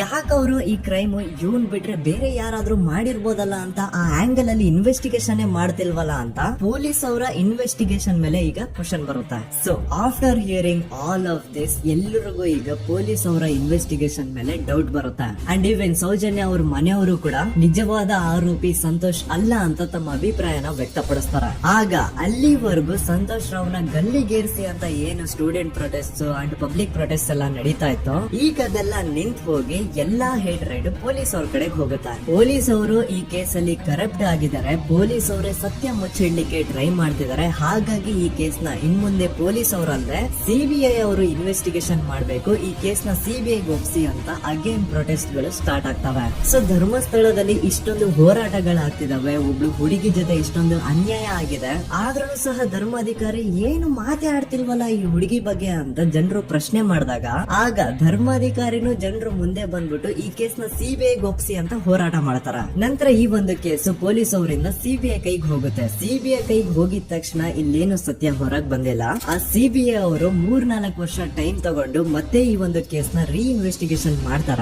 ಆದ್ರೆ ಅಲ್ಲಿ ಏನು ಇನ್ವೆಸ್ಟಿಗೇಷನ್ ಮಾಡ್ಲಿಕ್ಕೆ ಉಳಿದೇ ಇರಲ್ಲ. ಆ ಪೊಲೀಸ್ ಅವರು ಅವ್ರ ಕೈಯಲ್ಲಿ ಈ ಕೇಸ್ ಇದ್ದಷ್ಟು ದಿನ ಎಷ್ಟಾಗುತ್ತೋ ಅಷ್ಟು ಎವಿಡೆನ್ಸ್ ನ ಡಿಸ್ಟ್ರಾಯ್ ಮಾಡ್ಬಿಟ್ಟಿರ್ತಾರ. ಸೊ ಹಾಗಾಗಿ ಅಲ್ಲಿ ಸಿಬಿಐ ಅವ್ರಿಗೆ ಇನ್ವೆಸ್ಟಿಗೇಷನ್ ಮಾಡ್ಲಿಕ್ಕೆ ಏನ್ ಉಳಿದೇ ಇರಲ್ಲ. ಆದ್ರೂ ಸ್ಟಿಲ್ ಅವರು 3-4 ಇಯರ್ಸ್ ಟೈಮ್ ತಗೊಂಡು ನಂತರ ಫೈನಲಿ ಒಂದು ರಿಪೋರ್ಟ್ ನ ಕೋರ್ಟ್ ಗೆ ಸಬ್ಮಿಟ್ ಮಾಡ್ತಾರ. ಅಂಡ್ ಸಿಬಿಐ ಅವರು ಕೋರ್ಟ್ ಗೆ ಸಬ್ಮಿಟ್ ಮಾಡಿರುವಂತಹ ಆ ಒಂದು ರಿಪೋರ್ಟ್ ಅಲ್ಲಿ ಏನಿತ್ತು ಅಂದ್ರೆ ಸಿಬಿಐ ಇನ್ವೆಸ್ಟಿಗೇಷನ್ ಕನ್ಫರ್ಮ್ಸ್ ದಟ್ ಈ ಒಂದು ಕ್ರೈಮ್ ನ ಸಂತೋಷ್ ರಾವೇ ಮಾಡಿದಾನೆ ಅಂತ. ಆದ್ರೆ ಐರೋನಿ ಈಸ್ ಇದೇ ಒಂದು ರಿಪೋರ್ಟ್ ಅಲ್ಲಿ ಇವ್ರು ಏನ್ ಹೇಳ್ತಾರೆ ಅಂದ್ರೆ ಅವ್ರಿಗೆ ಯಾವುದೇ ತರ ಎವಿಡೆನ್ಸ್ ಸಿಕ್ಕಿಲ್ಲ ಅಂತ. ಯಾಕಂದ್ರೆ ಈ ಸೌಜನ್ಯ ಕೇಸ್ ಪೊಲೀಸ್ ಅವ್ರ ಕೈಯಲ್ಲಿ ಇದ್ದಾಗ ಪೊಲೀಸ್ ಅವರು ತಮ್ಮ ನಿರ್ಲಕ್ಷ್ಯದಿಂದ ಎಲ್ಲಾ ಎವಿಡೆನ್ಸ್ ನ ಕಳ್ಕೊಂಡ್ಬಿಟ್ಟಿರ್ತಾರ. ಅಂತದ್ರಲ್ಲಿ ಯಾವ ಒಂದು ಆಧಾರದ ಮೇಲೆ ಇವರು ಸಂತೋಷ್ ರಾವೇ ಈ ಕ್ರೈಮ್ ನ ಮಾಡಿದ್ದಾರೆ ಅಂತ ಕ್ವಶನ್ ಮಾಡಿದಾಗ ಸಿಬಿಐ ಅವ್ರ ಕಡೆಯಿಂದ ನೋ ಆನ್ಸರ್. ನೋಡಿ, ಮೊದ್ಲು ಈ ಒಂದು ಕೇಸ್ ನ ಪೊಲೀಸ್ ಅವರು ಇನ್ವೆಸ್ಟಿಗೇಷನ್ ಮಾಡಿ ನಂತರ ಈ ಒಂದು ಕೇಸ್ ಸಿಬಿಐ ಅವ್ರ ಕೈಗೆ ಹೋಗಿ ಅವರು 3-4 ವರ್ಷ ಟೈಮ್ ತಗೊಂಡು ಇನ್ವೆಸ್ಟಿಗೇಷನ್ ಮಾಡಿ ದೆನ್ ಫೈನಲ್ ರಿಪೋರ್ಟ್ ನ ಕೋರ್ಟ್ ಗೆ ಸಬ್ಮಿಟ್ ಮಾಡೋಷ್ಟ್ರಲ್ಲಿ ಸುಮಾರು 5-6 ವರ್ಷ ಕಳೆದು ಹೋಗಿರುತ್ತೆ. ಅಂಡ್ ಸ್ಟಿಲ್ ಈ ಒಂದು ಕೇಸ್ ಅಲ್ಲಿ ಏನು ಕನ್ಕ್ಲೂಷನ್ ಸಿಕ್ಕಿರಲ್ಲ. ಎವ್ರಿ ಇಯರ್ ಸೌಜನ್ಯನ ಬರ್ತ್ಡೇ ಇದ್ದಾಗ ಅಥವಾ ತಿಥಿ ಇದ್ದಾಗ ಅವಳನ್ನ ನೆನೆಸ್ಕೊಂಡು ಅವಳ ಹೆಸರಲ್ಲಿ public protest and student protest ನಡೀತಾನೆ ಇರ್ತವೆ. ಸೊ ಒಂದು ದಿನ ಈ ಒಂದು ಪ್ರೊಟೆಸ್ಟ್ ಗಳ ನ್ಯೂಸ್ ಗಿರೀಶ್ ಮುಟ್ಟಣ್ಣನವರ ಗಮನಕ್ಕೆ ಬರುತ್ತೆ. ಯಾರೀ ಗಿರೀಶ್ ಮುಟ್ಟಣ್ಣನವರ ಅಂದ್ರೆ ಇವರು very honest X police man. ನೀವು ನಂಬಲ್ಲ, ಇವರು ಪೊಲೀಸ್ ಆಫೀಸರ್ ಇದ್ದಾಗ ಪಬ್ಲಿಕ್ ಅಲ್ಲಿ ಒಬ್ಬ MLA ಹೊಡೆದಿರ್ತಾರ. ಅಷ್ಟೇ ಅಲ್ಲ, ಪೊಲೀಸ್ ಡಿಪಾರ್ಟ್ಮೆಂಟ್ ಅಲ್ಲಿ ಕರಪ್ಷನ್ ಇದೆ, ಕರಪ್ಷನ್ ಇದ್ದಿದ್ ಕಡೆ ನಾನ್ ಇರಲ್ಲ ಅಂತ ಹೇಳ್ಬೋದು ತಮ್ಮ ಪೊಲೀಸ್ ಡ್ಯೂಟಿನ ಬಿಟ್ಬಿಟ್ಟು ಈಗ ಸಮಾಜದಲ್ಲಿ ಏನೇ ಅನ್ಯಾಯ ಆಗಿದ್ರು ಅದ್ರ ಅಗೇನ್ಸ್ಟ್ ವಾಯ್ಸ್ ರೈಸ್ ಮಾಡ್ತಿದಾರ. ಸೊ ಈ ಗಿರೀಶ್ ಮುಟ್ಟಣ್ಣನವರಿಗೆ ಸೌಜನ್ಯ ಕೇಸ್ ಬಗ್ಗೆ ಗೊತ್ತಾದಾಗ ಅವ್ರಿಗೆ ಈ ಕೇಸು ತುಂಬಾನೇ ಕಾಡುತ್ತೆ.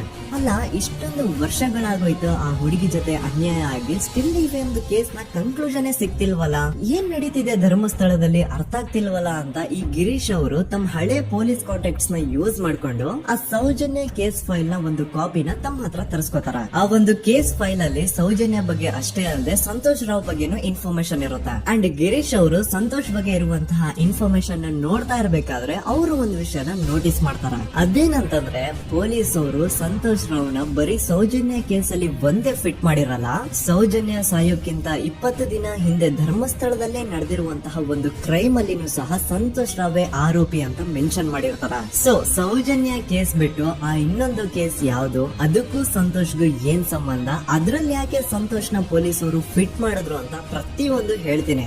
ಆದ್ರೆ ನಾನಿಲ್ಲಿ ಯಾರ್ದನ್ನು ರಿಯಲ್ ನೇಮ್ಸ್ ನ ಬಳಸಲ್ಲ. ಯಾಕಂದ್ರೆ ಮುಂದೆ ಕೇಸ್ ಅಲ್ಲಿ ತುಂಬಾ ದೊಡ್ಡ ಪವರ್ಫುಲ್ ವ್ಯಕ್ತಿಗಳ ಹೆಸರುಗಳು ಬರ್ತವೆ. ಅಂಡ್ ನನ್ ವಿಡಿಯೋ ಯೂಟ್ಯೂಬ್ ಇಂದ ಡಿಲೀಟ್ ಆಗೋದು ನನ್ಗೆ ಇಷ್ಟ ಇಲ್ಲ. ಹಾಗಾಗಿ ನಾನಿಲ್ಲಿ ಯಾರ್ದನ್ನು ರಿಯಲ್ ನೇಮ್ಸ್ ನ ಬಳಸ್ತಿಲ್ಲ. ಬಟ್ ಯಾರ ಬಗ್ಗೆ ಹೇಳ್ತಿದ್ದೀನಿ ಅಂತ ಒಂದ್ ಸ್ವಲ್ಪ ನೀವೇ ಅರ್ಥ ಮಾಡ್ಕೊಳ್ಳಿ. ನೋಡಿ, ಧರ್ಮಸ್ಥಳದಲ್ಲಿ ಮಾಫಿಯಾ ಕೈಂಡ್ ಆಫ್ ನಡೆಸ್ತಿರುವಂತಹ ಒಂದು ವೆರಿ ಪವರ್ಫುಲ್ ಗೌಡ್ರು ಕುಟುಂಬ ಇದೆ. ಇವ್ರ ಹತ್ರ ಬೇಜನ್ ಆಸ್ತಿ, ಬೇಜನ್ ದುಡ್ಡು, ಬೇಜನ್ ಪವರ್, ಬೇಜನ್ ಇನ್ಫ್ಲೂಯೆನ್ಸ್ ಎಲ್ಲಾನು ಇದೆ. ಆ ಊರಲ್ಲಿ ಈ ಗೌಡ್ರು ಕುಟುಂಬದ್ದು ಎಷ್ಟೊಂದು ಕಂಟ್ರೋಲ್ ಇದೆ ಅಂತಂದ್ರೆ ಅವ್ರನ್ನ ಎದುರು ಹಾಕೊಳ್ಳೋರೆ ಯಾರು ಇಲ್ಲ. ಅಂಡ್ ಈ ಒಂದು ಗೌಡ್ರು ಕುಟುಂಬ ಒಂದು ಪ್ರೈವೇಟ್ ಟ್ರಸ್ಟ್ ಹೆಸರಲ್ಲಿ ಒಂದು ವೆರಿ ಪಾಪ್ಯುಲರ್ ದೇವಸ್ಥಾನನ ಸುಮಾರು ವರ್ಷಗಳಿಂದ ತಲೆ ಮಾರುಗಳಿಂದನೂ ನಡ್ಸ್ಕೊಂಡ್ ಬಂದಿರ್ತಾರ. ಅದೇ ಒಂದು ದೇವಸ್ಥಾನದಲ್ಲಿ 60 ವರ್ಷ ವಯಸ್ಸಾಗಿರುವಂತಹ ನಾರಾಯಣ ಅನ್ನೋ ಒಬ್ಬ ವ್ಯಕ್ತಿ ಮಾವುತನಾಗಿ ಕೆಲಸ ಮಾಡ್ತಿರ್ತಾನೆ. ನಾರಾಯಣ ಅವ್ರ ತಂದೆನೂ ಅದೇ ದೇವಸ್ಥಾನದಲ್ಲಿ ಮಾವುತಾಗಿ ಕೆಲಸ ಮಾಡ್ತಾ ಇದ್ರು, ಅವ್ರ ತಂದೆನೂ ಅದೇ ದೇವಸ್ಥಾನದಲ್ಲಿ ಮಾವುತಾಗಿ ಕೆಲಸ ಮಾಡ್ತಾ ಇದ್ರು. ಸೊ ಹೀಗೆ ತಲೆ ಮಾರುಗಳಿಂದ ಮಾವುತಾಗಿನೇ ನಾರಾಯಣನ ಕುಟುಂಬ ಆ ಒಂದು ದೇವಸ್ಥಾನದಲ್ಲಿ ಕೆಲಸ ಮಾಡ್ತಾ ಇರುತ್ತೆ. ಸೊ ಒಮ್ಮೆ ತುಂಬಾ ವರ್ಷಗಳ ಹಿಂದೆ ನಾರಾಯಣ ಅವ್ರ ತಂದೆ ಆ ದೇವಸ್ಥಾನದಲ್ಲಿ ಮಾವುತಾಗಿ ಕೆಲಸ ಮಾಡ್ತಾ ಇರ್ಬೇಕಾದ್ರೆ ಆಗಿನ ದೇವಸ್ಥಾನದ ಧರ್ಮಾಧಿಕಾರಿ ಆ ಮಾವುತನ ಕೆಲಸದ ಮೇಲೆ ಇರುವಂತಹ ನಿಷ್ಠೆ, ಅವನ ನಿಯತ್ತು ಅಂಡ್ ಅಂಡ್ ತಲೆಮಾರುಗಳಿಂದ ಅವರು ದೇವಸ್ಥಾನಕ್ಕೆ ಸಲ್ಲಿಸ್ತಿರುವಂತಹ ಸೇವೆನ ಮೆಚ್ಚಿ ಆ ಧರ್ಮಾಧಿಕಾರಿ ಆ ನಾರಾಯಣ ಅವ್ರ ತಂದೆ ಆ ಮಾವತನಿಗೆ ಒಂದು ಜಮೀನ ಕೊಡ್ತಾರೆ ಆಸ್ ಎ ಗಿಫ್ಟ್ ಆಗಿ. ಸೊ ಈಗ ಫ್ಲಾಶ್ ಬ್ಯಾಕ್ ಇಂದ ಒಂದ್ ಸ್ವಲ್ಪ ಮುಂದೆ ಬರುವ 2010-11ರಲ್ಲಿ ಯಾವೊಂದು ಜಮೀನ ಆಗಿನ ಧರ್ಮಾಧಿಕಾರಿ ನಾರಾಯಣ ಅವ್ರ ತಂದೆಗೆ ಆಸ್ ಎ ಗಿಫ್ಟ್ ಆಗಿ ಕೊಟ್ಟಿದ್ರು, ಈಗ ನಾರಾಯಣ ಅವ್ರ ತಂದೆ ಸತ್ತು ಹೋಗಿ ಆ ಒಂದು ಜಮೀನು ನಾರಾಯಣ ಹೆಸರಿಗೆ ಆಗಿರುತ್ತೆ. ಅಂಡ್ ಆಗಷ್ಟೇ ಗೊತ್ತಾಗುತ್ತೆ ಆ ಜಮೀನ ವೆರಿ ಆಪೋಸಿಟ್ ಒಂದು ದೊಡ್ಡ ಹೈವೇ ಬರ್ತಿದೆ ಅಂಡ್ ಅದರಿಂದ ಜಮೀನ ರೇಟ್ 10 ಪಟ್ಟು ಜಾಸ್ತಿ ಆಗುತ್ತೆ ಅಂತ. ಸೊ ಈ ವಿಷಯ ಗೊತ್ತಾಗಿ ನೋಡಿ ದಾನ ಮಾಡದಂತಹ ಧರ್ಮಾಧಿಕಾರಿ ಅಂತೂ ಸತ್ತು ಹೋದ್ರು, ಆದ್ರೆ ಅವ್ರ ಮುಂದಿನ ಪೀಳಿಗೆ ಅವ್ರಿಗೆ ಈ ಜಮೀನ್ ಮೇಲೆ ಕಣ್ಬಿದ್ದು ನಾರಾಯಣ ಅವ್ರ ಹತ್ರ ಆ ಜಾಗನ ವಾಪಸ್ ಕೇಳ್ತಾರ. ಆದ್ರೆ ನಾರಾಯಣ ಕೊಡಲ್ಲ. ಇಲ್ಲ ನಾನ್ ಯಾಕೆ ಕೊಡ್ಲಿ, ನಮ್ ತಂದೆಯಿಂದ ಸಿಕ್ಕಿರುವಂತಹ ಜಮೀನ್ ಇದು, ನಮ್ ತಂದೆಯ ಕೊನೆ ಗುರುತು ಇದು ನನ್ನ ಹತ್ರ ಇರೋದು, ಸೊ ಇದನ್ನ ನಾನು ಯಾವುದೇ ಕಾರಣಕ್ಕೂ ಬಿಟ್ಕೊಡಲ್ಲ ಅಂತ ಆ ಗೌಡ್ರ ಕುಟುಂಬನ ನಾರಾಯಣ ಎದುರು ಹಾಕೋತಾರ. ಆಗ ಗೌಡ್ರ ಕುಟುಂಬದವ್ರಿಗೆ ಕೋಪ ಬಂದು ಅವ್ರೇನ್ ಮಾಡ್ತಾರೆ ಅಂದ್ರೆ ನಾರಾಯಣ ಮನೆಗೆ ನೀರಿನ ಸಪ್ಲೈ ಇರುತ್ತಲ್ವಾ ಅದನ್ನ ಬಂದ್ ಮಾಡ್ತಾರ, ಎಲೆಕ್ಟ್ರಿಸಿಟಿ ಸಪ್ಲೈನು ಕಟ್ ಆಫ್ ಮಾಡ್ತಾರ, ಊರಲ್ಲಿರುವಂತಹ ಎಲ್ಲಾ ಚರಂಡಿಗಳನ್ನ ಕ್ಲೀನ್ ಮಾಡಿ ಆ ಕಸ ಏನಿರುತ್ತೋ ಅದನ್ನ ತಂದು ನಾರಾಯಣ ಮನೆ ಮುಂದೆ ಹಾಕ್ತಾರ. ಇಷ್ಟೇ ಅಲ್ಲ, ನಾರಾಯಣ ಅವ್ರ ಹೆಂಡತಿ ಮಕ್ಕಳು ಎಲ್ಲಾರು ಆಚೆ ಹೋಗ್ತಾ ಬರ್ತಾ ಇದ್ರೆ ಅವ್ರನ್ನ ಕೆಟ್ಟದಾಗ ಬೈಯೋದು, ಹೊಡ್ಕೊಳ್ಳೋದು, ಬಡ್ಕೊಳ್ಳೋದೆಲ್ಲ ಮಾಡ್ತಿರ್ತಾರ. ಇಷ್ಟೆಲ್ಲ ಆಗ್ತಾ ಇದ್ರು ಸ್ಟಿಲ್ ನಾರಾಯಣ ಮಾತ್ರ ಆ ಜಾಗನ ಬಿಟ್ಕೊಡಲ್ಲ. ಆ ಜಾಗದ್ಗೋಸ್ಕರ ನೀನ್ ಬೇಕಿದ್ರೆ ಇದನ್ನೆಲ್ಲ ಸಹಿಸ್ಕೊಂಡಿರಪ್ಪ, ನಮ್ ಕೈಲಂತೂ ಆಗಲ್ಲ ಅಂತ ನಾರಾಯಣನ ಹೆಂಡತಿ ಮಕ್ಕಳು ಅವನ್ನ ಬಿಟ್ಟು ಬೇರೆ ಊರಿಗೆ ಹೋಗ್ಬಿಡ್ತಾರ. ಈಗ ಮನೆಯಲ್ಲಿ ನಾರಾಯಣ ಅಂಡ್ 45 ವರ್ಷ ವಯಸ್ಸಿರುವಂತಹ ನಾರಾಯಣ ಅವ್ರ ತಂಗಿ ಯಮುನಾ ಅವ್ರು ಮಾತ್ರ ಇಬ್ರೇ ಇರ್ತಾ ಇದ್ರು. ಸೊ ಒಂದೊಳ್ಳೆ ಅವಕಾಶ ನೋಡ್ಕೊಂಡು 21 ಸೆಪ್ಟೆಂಬರ್ 2012 ಮನೆಯಲ್ಲಿ ನಾರಾಯಣ ಹಾಗೂ ಯಮುನಾ ಇರ್ಬೇಕಾದ್ರೆ ಯಾರೋ ಮನೆ ಒಳಗಡೆ ನುಗ್ಗಿ ನಾರಾಯಣನ್ಗೆ ಹೊಡೆದು ಯಮುನಾಗೂ ಸಹ ಹೊಡೆದು ನಂತರ ಅವಳು ಮಾಡಿ ದೆನ್ ನಾರಾಯಣ ಹಾಗೂ ಯಮುನನ ತಲೆನ ಒಂದು ರುಬ್ಬಗುಂಡಿಂದ ಚಚ್ಚಿ ಸಾಯಿಸ್ಬಿಡ್ತಾರ. ಈ ಕೊಲೆ ಆಗಿದ್ದು ಕಳ್ಳತನಗೋಸ್ಕರ ಅಂತ ಪೊಲೀಸ್ ಅವರು ತಮ್ಮ ರಿಪೋರ್ಟ್ ಅಲ್ಲಿ ಬರೀತಾರ. ಆದ್ರೆ ಪಾಯಿಂಟ್ ಏನ್ ಗೊತ್ತಾ, ಆ ಮನೇಲಿ ಒಂದ್ ಸ್ವಲ್ಪನೂ ಹಣ ಆಗ್ಲಿ ಅಥವಾ ಬಂಗಾರ ಆಗ್ಲಿ ಕಳ್ಳತನ ಆಗಿರಲ್ಲ. ಕಳ್ಳತನ ಆಗಿರೋದು ಕೇವಲ ಆ ಮೇನ್ ರೋಡ್ ಅಲ್ಲಿ ಇದ್ದಂತಹ ಪ್ರಾಪರ್ಟಿ ಪೇಪರ್ಸ್.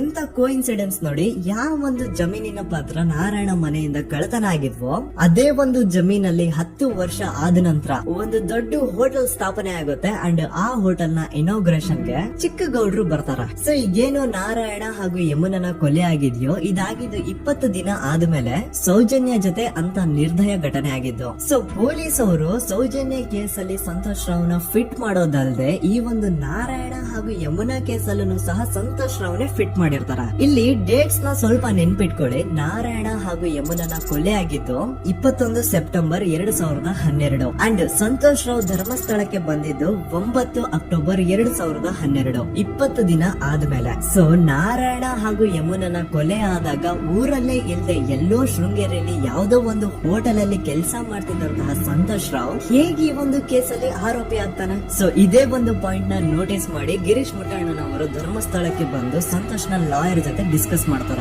ದೆನ್ ಫೈನಲಿ ಏನು ತಪ್ಪು ಮಾಡದೆ ಸುಳ್ಳು ಆರೋಪಗಳಿಂದ ಕರಪ್ಟ್ ಪೊಲೀಸ್ ಆಫೀಸರ್ಸ್ ನ ಮಿಸ್ಲೀಡಿಂಗ್ ಇನ್ವೆಸ್ಟಿಗೇಷನ್ ಇಂದ ಸಂತೋಷ್ ರಾವ್ ತನ್ನ ಜೀವನದ 8-10 ವರ್ಷನ ಜೈಲಲ್ಲಿ ಕಳೆದು ಫೈನಲಿ ರಿಲೀಸ್ ಆಗ್ತಾನೆ. ಒಂಥರ ಈ ಕೇಸ್ ಇಂದ ಸಂತೋಷ್ ರಾವ್ನ ಇಡೀ ಲೈಫ್ ಸ್ಪಾಯ್ಲ್ ಆಗೋಯ್ತು. ಈಗ ಸಂತೋಷ್ ರಾವ್ ರಿಯಲ್ ಆರೋಪಿ ಅಲ್ಲ ಅಂತ ಕೋರ್ಟ್ ಅಲ್ಲಿ ಪ್ರೂವ್ ಆಯ್ತು. ಹಾಗಿದ್ರೆ ರಿಯಲ್ ಆರೋಪಿ ಯಾರು? ಪೊಲೀಸ್ ಅವರು ಯಾಕೆ ಕೇಸಲ್ಲಿ ಇಷ್ಟೊಂದು ಅನ್ಫೇರ್ ಇನ್ವೆಸ್ಟಿಗೇಷನ್ ಮಾಡಿದ್ರು?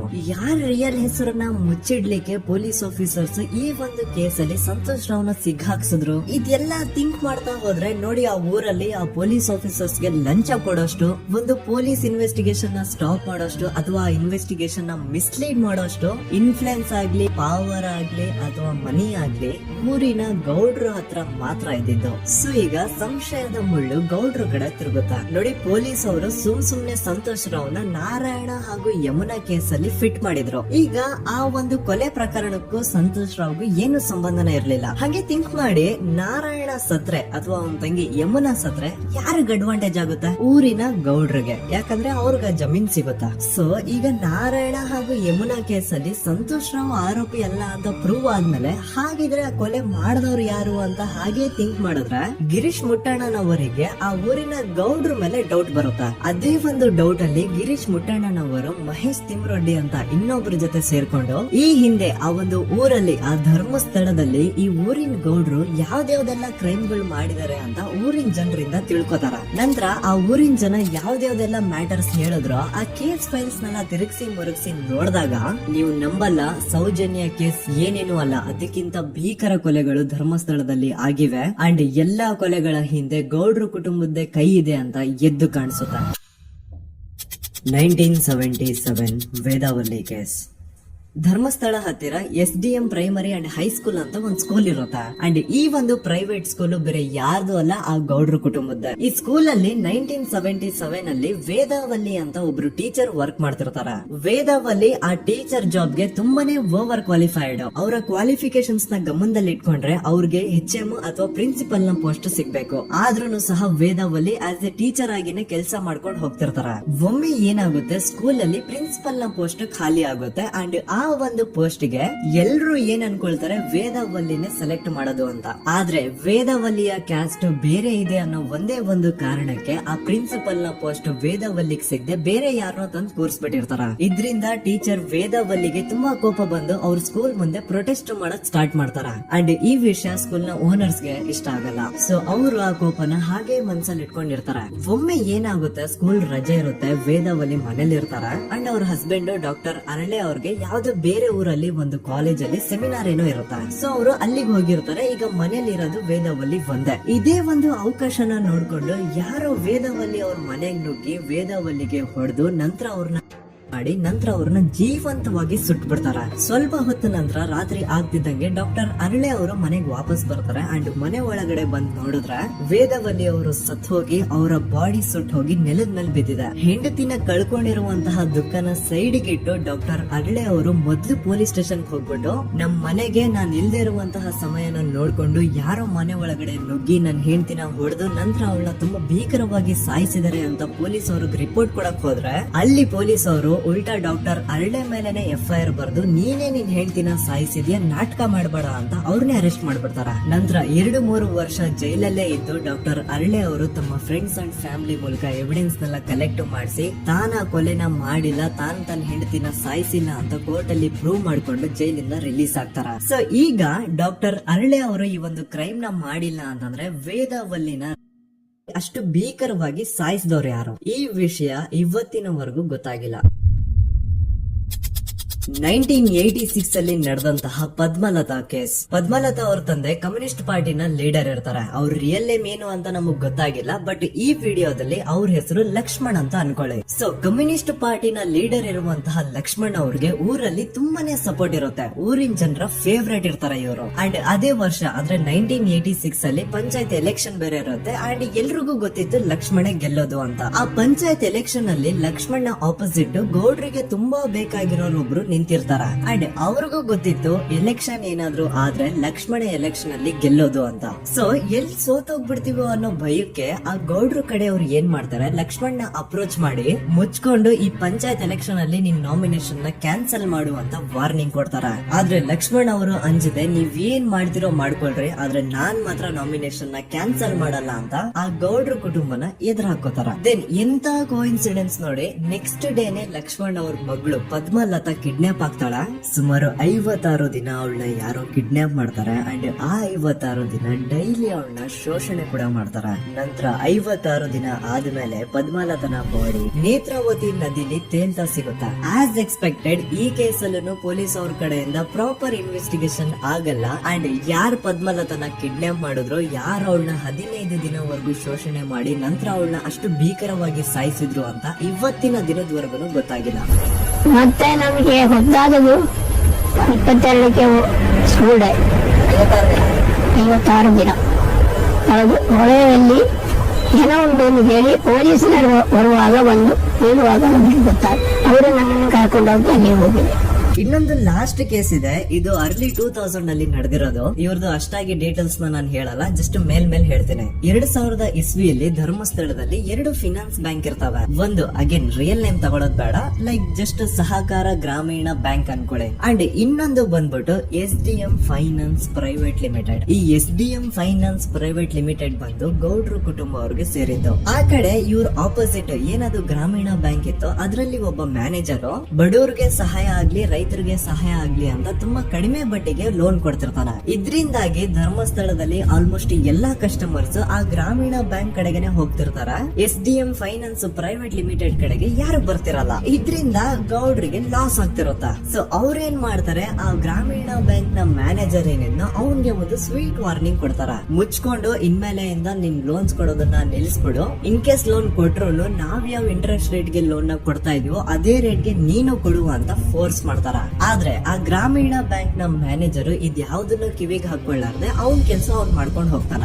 ದೆನ್ ಸಡನ್ಲಿ ಒಂದು ದಿನ ಬ್ಯಾಂಕ್ ಮ್ಯಾನೇಜರ್ ನ ಹೆಂಡತಿನ ಮನೆ ಒಳಗಡೆನೆ ನುಗ್ಗಿ ಯಾರು ಮಾಡಿ ತುಂಬಾ ಭೀಕರವಾಗಿ ಸಾಯಿಸ್ಬಿಡ್ತಾರ. ಇದರ ರಿಗಾರ್ಡಿಂಗ್ ಆ ಬ್ಯಾಂಕ್ ಮ್ಯಾನೇಜರ್ ಪೊಲೀಸ್ ಸ್ಟೇಷನ್ ಅಲ್ಲಿ ಕಂಪ್ಲೇಂಟ್ ಕೊಡಕ್ ಹೋದ್ರೆ ಪೊಲೀಸ್ ಅವರು ಉಲ್ಟಾ ಬ್ಯಾಂಕ್ ಮ್ಯಾನೇಜರ್ ಹೆಸರಲ್ಲೇ FIR ಬರ್ದು ನೀನ್ ಹೆಂಡ್ತಿನ ಸಾಯಿಸಿದ್ಯಾ ಅಂತ ಅವನ್ನೇ ಅರೆಸ್ಟ್ ಮಾಡ್ಬಿಡ್ತಾರ. ನಂತರ 1-2-3 ವರ್ಷ ಆ ಬ್ಯಾಂಕ್ ಮ್ಯಾನೇಜರ್ ಜೈಲಲ್ಲಿ ಇರ್ತಾನೆ. ಅದಾದ್ಮೇಲೆ ಅವನ ಕ್ರೈಮ್ ನ ಮಾಡಿಲ್ಲ ಅಂತ ಕೋರ್ಟ್ ಅಲ್ಲಿ ಪ್ರೂವ್ ಆಗುತ್ತೆ. ಆದ್ರೆ ರಿಯಲ್ ಕ್ರೈಮ್ ಮಾಡಿದವರು ಯಾರು ಅಂತ still it's A question mark. And ಇನ್ನೊಂದು ನಾರಾಯಣ ಅಂಡ್ ಯಮುನಾ ಕೇಸ್ ಬಗ್ಗೆ ಅಂತ ನಾನು ಆಗ್ಲೇ ನಿಮ್ಗೆ ಎಕ್ಸ್ಪ್ಲೇನ್ ಮಾಡಿದೆ. ಸೊ ಎಂತಹ ಕೋಇನ್ಸಿಡೆಂಟ್ಸ್ ಗಳು ನೋಡಿ, ಯಾರೆಲ್ಲ ಆ ಧರ್ಮಸ್ಥಳದಲ್ಲಿ ಗೌಡ್ರ ಕುಟುಂಬನ ಎದುರಾಕೊಂಡಿದಾರೋ ಅವ್ರ ಜೀವನದಲ್ಲಿ ಏನೋ ಒಂದು ತುಂಬಾ ದೊಡ್ಡ ದುರಂತ ನಡೆದು ಹೋಗುತ್ತಾ. ಅಂಡ್ ಸರ್ಪ್ರೈಸಿಂಗ್ಲಿ ಅವ್ರ ಕೇಸ್ ಅಲ್ಲಿ ಪೊಲೀಸ್ ಅವ್ರ ಕಡೆಯಿಂದ ಪ್ರಾಪರ್ ಇನ್ವೆಸ್ಟಿಗೇಷನ್ ಆಗಲ್ಲ. ಅಂಡ್ ಯಾರು ಆ ಕ್ರೈಮ್ ನ ಮಾಡಿದ್ರು ಅಂತ ಯಾವತ್ತೂ ಹೊರಗ್ ಬರೋದೇ ಇಲ್ಲ. ಸೊ ಈ ಗೌಡ್ರ ಕುಟುಂಬದವರು ಧರ್ಮಸ್ಥಳದಲ್ಲಿ ಬೇಜನ್ ಕರ್ಮಕಾಂಡಗಳನ್ನ ಮಾಡಿದ್ದಾರೆ. ಅಂಡ್ ಅವ್ರ ಪವರ್ ಅಂಡ್ ಅವ್ರಿಗಿರುವಂತಹ ಇನ್ಫ್ಲೂಯೆನ್ಸ್ ಇಂದ ಆ ಎಲ್ಲಾ ಕೇಸ್ ನ ಮುಚ್ಚಾಕಿದ್ದಾರೆ ಅಂತ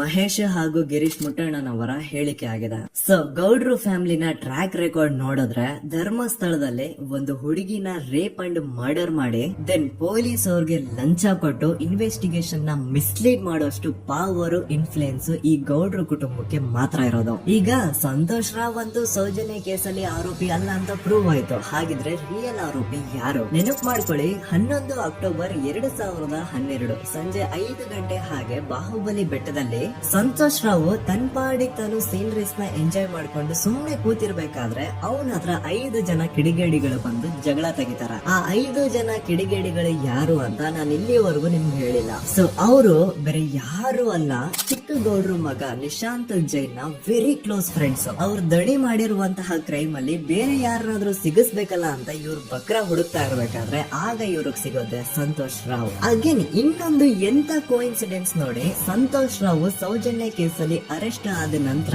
ಚಿಕ್ಕ ಗೌಡ್ರ ಮಗ ನಿಶಾಂತ್ ಜೈನ್ ದೇಶನೇ ಬಿಟ್ಟು ಹೋಗ್ಬಿಡ್ತಾರ. ಈ ಕೇಸಲ್ಲಿ ಚಿಕ್ಕ ಗೌಡ್ರ ಮಗ ಇನ್ವಾಲ್ವ್ಮೆಂಟ್ ಇದೆ ಅಂತ ಯಾರಿಗೂ ಡೌಟೇ ಬರ್ತಾ ಇರ್ಲಿಲ್ಲ. ಡೌಟ್ ಯಾವಾಗ ಬಂತು ಅಂದ್ರ ಆ 5 ಜನ ಕಿಡಿಗೇಡಿಗಳು ಯಾರು ಸಂತೋಷ್ನ ಈ ಒಂದು ಕೇಸಲ್ಲಿ ಸಿಗಾಕ್ಸಿದ್ರು ಆ 5 ಜನರಲ್ಲಿ ಒಬ್ಬ ರವಿ ಪೂಜಾರಿ ಅಂತಾನೆ ಇರ್ತಾನೆ.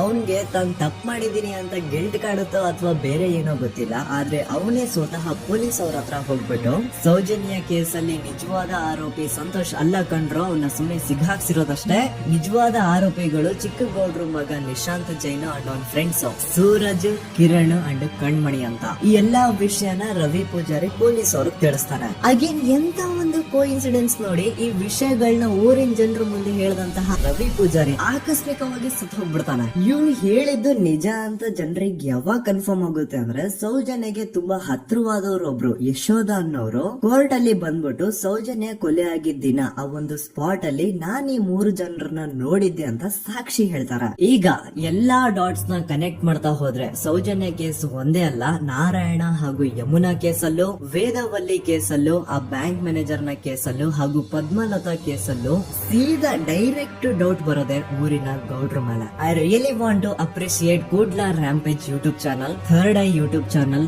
ಗಿರೀಶ್ ಮುಟ್ಟಣ್ಣನವರು ಸರ್ ಹಾಗೂ ಮಹೇಶ್ ಅವರು ಅಂಡ್ ಆಲ್ ಅದರ್ಸ್. ಇವರ ಕಾನ್ಸ್ಟೆಂಟ್ ಎಫರ್ಟ್ಸ್ ಇಂದಾನೆ ಸತ್ಯ ಏನಂತ 1 by 1 ಹೊರಗೆ ಬರ್ತಿದೆ. And they are trying their level best to catch real criminals. At present Soujanya case ಬಗ್ಗೆ ಅಪ್ಡೇಟ್ ಏನು ಅಂತಂದ್ರೆ ಹೈಕೋರ್ಟ್ ವರೆಗೂ ಈ ಒಂದು ಕೇಸ್ ಹೋಗಿದೆ. ಅಂಡ್ ಈ ಕೇಸ್ ಅಲ್ಲಿ ಈಗ ಇನ್ನೊಮ್ಮೆ ಮತ್ತೆ ಫ್ರೆಶ್ ಆಗಿ ರೀಇನ್ವೆಸ್ಟಿಗೇಷನ್ ಸ್ಟಾರ್ಟ್ ಆಗ್ಬೇಕು ಅಂತ ಹೋರಾಟ ನಡೀತಿದೆ.